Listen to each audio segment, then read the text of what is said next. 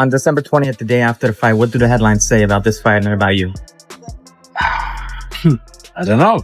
That's for you guys to write. Though unverified on video, multiple sources corroborate that Shakur reportedly questioned Teimo's mental stability, reviving past remarks implying psychological issues beyond the boxing ring. It's fixed, whether or not it's fake, whether or not it's, you know, this behind the wall deals being done and all those things. I think that as a boxer, you can see when a fighter pulls punches. You can see when the So you got ability and you have marking ability in boxing. Now, unfortunately, how it goes is you could have the two best fighters with the best ability, but they don't have market ability. So they won't be able to showcase their talent to the world because broadcasters won't be interested and fans aren't that interested. So what we need to do is bring the market ability. According to a witness, Shakur allegedly told Teimo that January 31st was in therapy and that he intended to expose all of Teimo's weaknesses in the ring, remarks many felt went beyond standard trash talk, making the fight emotionally charged and deeply personal.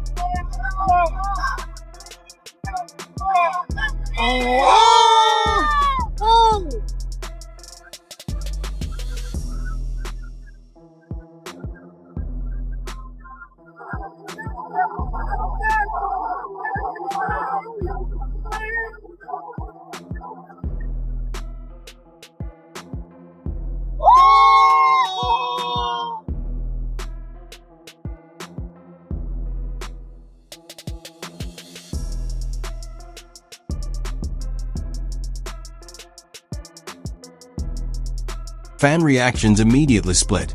Shakur supporters praised his composure, claiming Teofimo and his father had long talked recklessly, while Teofimo's fans saw Shakur's confidence as overblown, predicting it would crumble under real power.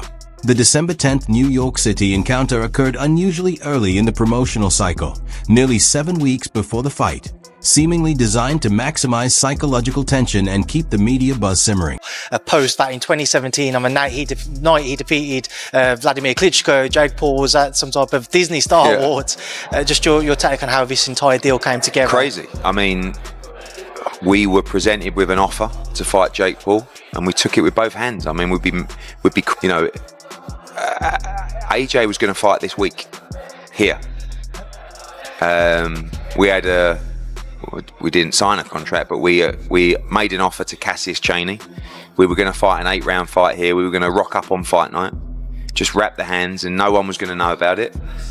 And you wouldn't have seen him all week. We would have just... Sources indicate that Turki Alalsk deliberately scheduled the Euler face-off to let the tension linger, believing that prolonged exposure to the disrespect would make the fight feel more personal, a strategy seemingly successful, given the spike in online engagement and fan debate. That was not a boxing match. Jake Paul had a very healthy fear for his life while he was in there. He was running away. He was trying to get distance. Then he was trying to step in to win this contest. And then he's trying to get out of the way so that he doesn't get hurt again. He was fighting. And now we're doing an 8-rounder a few weeks later for a 40th or 40 times the money we were going to get to fight tonight against Jake Paul. You can't make it up. I think it's crazy. I think Jake Paul, you know, respect to him, but it's terrible. At the press conference, Turki Alalshik reportedly confirmed that the winner of Stevenson versus Lopez would land a huge fight in May, instantly raising the stakes and adding career-defining consequences to an already explosive matchup. Fighting for his survival. You could see that this animal who's been caged and is just trying to make it through. It was incredible. And any boxer that wants to say, well, that wasn't high-level boxing, go ahead. I won't argue with you. But any human that says that wasn't a fight. I'm just so proud of him. My mom has it. Your brother fought his ass off, man. I mean, other heavyweights have taken that right hand and only took one. I'm just so proud of him. That was incredible. In my view, that was a victory on all fronts. Right. Like, minus the actual victory, obviously, of course, but bro, like, no one expected. The face-off also underscored the philosophical clash between the fighters, with Teofimo emphasizing unpredictability as his key weapon, while Shakur argued that true elite fighters rely on consistent fundamentals, highlighting the stylistic battle at the heart of this matchup. I think he won 4 of them. People will argue that. He at least won 3. No one expected him to last that long. Rolled his ankle, broke his jaw. Fighting, man, like, that's toughness. You know, most people wouldn't have the balls ever to step in a boxing ring to bring in their life.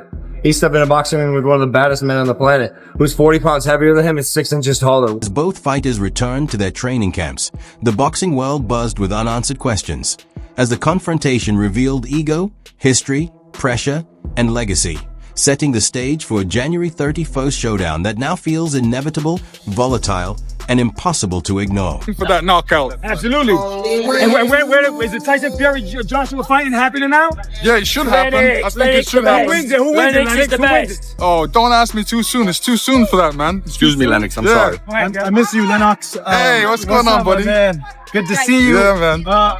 Just let me know your thoughts on Jake going 6 rounds with AJ.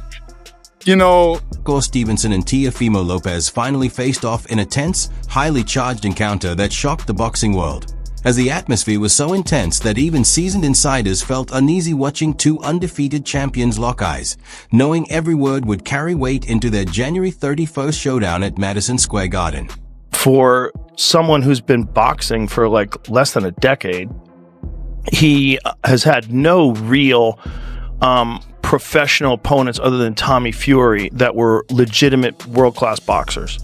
I don't even remember what happened in the Tommy He lost a close decision, but it was a good fight. It was a good fight, though. He's a good boxer. If he wasn't a YouTuber, people would be way more impressed with him. Yeah. The problem is, he was like... Witnesses claim that Shakur Stevenson, with chilling calm, warned Teofimo Lopez that January 31st would be the night his legacy collapses, stressing that every weakness would be exposed and that this was a completely different level of threat unlike anything Topomo had faced before. And then no one took him seriously. Yeah. And then he started too with like more spectacle-ish fights. People were like, oh, this is you. He fought, you know, Nate Robinson, like a basketball player. But the thing is, he knocked Nate Robinson dead. And it's the way he did it that I was trying to tell people. I'm like, no. That was skillful. So like there's like boxing matches where you see two guys just slugging it out. One guy lands a punch. For having me, and thanks for being involved in the event through Netflix. I think you did a great job as usual. I don't think it was a moral victory because he expected to win. I do think he showed who he is as a fighter. I think he deployed the strategy that he was very clear about going into, that he was going to look to make AJ miss, and AJ missed. For having me, and thanks for being involved in the event through Netflix. I think you did a great job as usual. I don't think it was a moral victory because he expected to win. I do think he showed who he is as a fighter. I think he deployed the strategy that he was very clear about going into, that he was going to look to make AJ miss, and AJ missed. Like, we think about you to fight Jake. I'm like, what? So we think about you to fight Jake to replace Javante. I'm like, who's Jake? You know, like, I was so confused, you know, like, I wasn't expecting that at all. And he said, yeah, Jake Paul, you know, he's fighting. And I'm like, no, bro, come on, don't. A number of times. And ultimately, I think the weight of AJ caught up to Jake Paul. If you look at the first 3 rounds, AJ wasn't really able to touch him. But when AJ was in a clinch with him a couple of times, pushed down on the back of his neck, pushed down on the back of his head. I mean, don't disrespect me like that. And then they even say like, even come out after and say, and what if the number are good? He sent out some number. I'm like, it's not about the number. If it was about the number, we could have started talk. I would have tell you, I'm not just interested. It make no sense for me. It's not my what I'm looking. The takedown. Again, that was Jake trying to engage in the clinch, and AJ smartly moved back.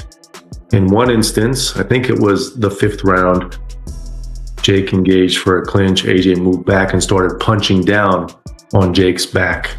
So all of those things kind of deteriorated or emptied Jake's gas tank. Shakur Stevenson's alleged words immediately set social media ablaze, as fans sensed calculated precision rather than emotion, while Teofimo Lopez refused to back down, escalating the January showdown into a deeply personal clash rather than just a professional bout.